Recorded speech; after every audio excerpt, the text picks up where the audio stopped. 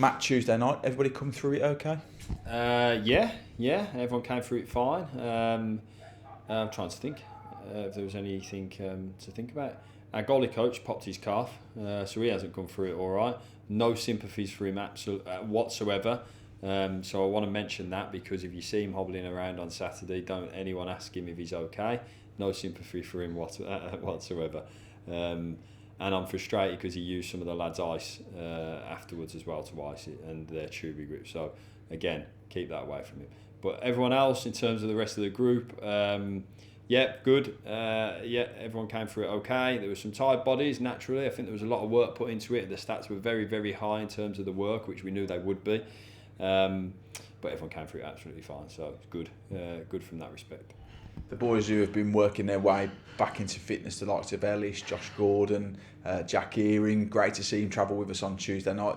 They're probably edging that one step closer now, aren't they? Yeah, we've had that at different times. You can tell when lads are nearly there, because that's they want to feel that additional part of it, that they're part of it anyway, and Jack definitely is. But you saw that with Priestley and Donovan when they were just getting towards that bit where they're involved again. And that's the same with Jack the other night, and that's great for us. It really is. He's just done a really tough session out there today as well, which is, not good for him because he's in a world of pain at the minute, but good for, we know he's on the way back.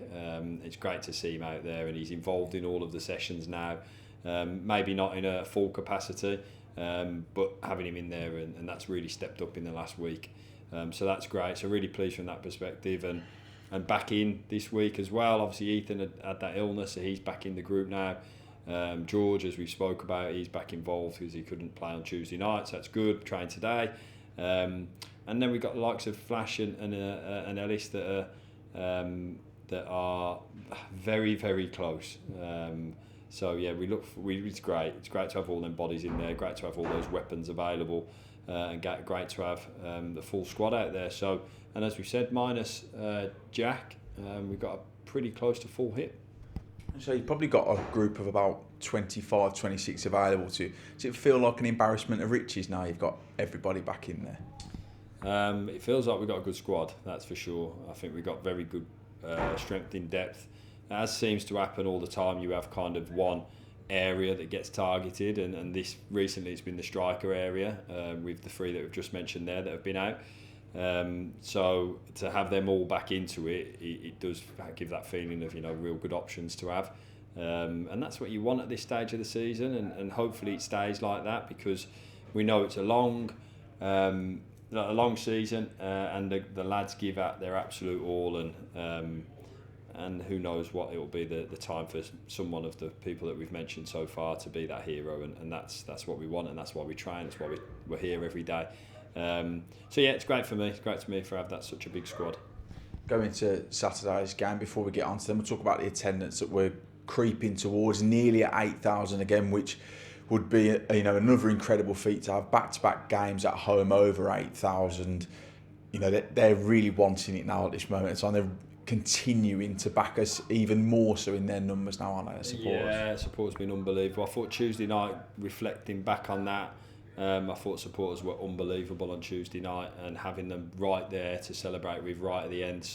There's something added special about that when they're right at the end where you score.